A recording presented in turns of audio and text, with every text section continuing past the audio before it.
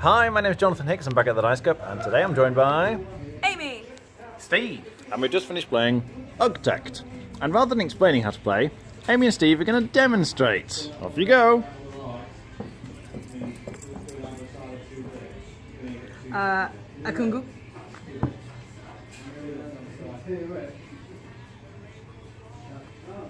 Akungu Kangingu.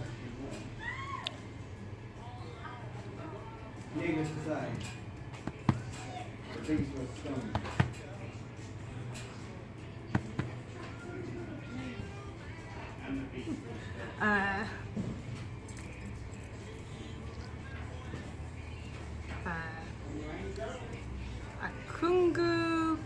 Kangingu.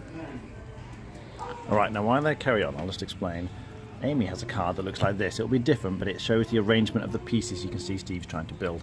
And she also has on a grid here a kind of description of possible moves.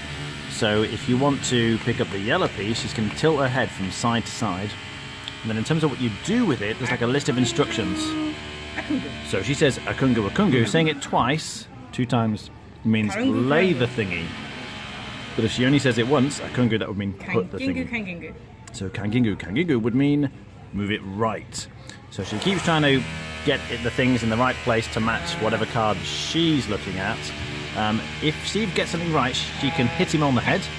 Akungu. If he gets it wrong, she can hit him on the head twice. If she does something wrong and realises, she can hit herself on the head. And have they done it? They're almost there. They've got one piece left. Konguku. Karangu. Karungu. Ugg-Tect. And when you get it right, you say Ugg-Tect, and then in theory you play this as a team game. So you'd show the card to the other team. That was what she had to build, or get Steve to build. And has she done it correctly? Oh, yes, it looks good. All right, so that's Ugg-Tect. What do we think?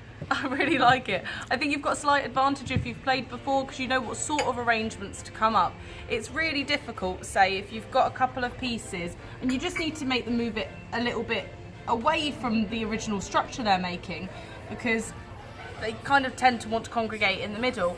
So there's not really a description for that, but if you've played before, you know that that's sometimes something you need to do. So I really think that if some players have played before and others haven't, they've got a little bit of an advantage, but it is a really fun, silly game, so it's not really to be taken too seriously.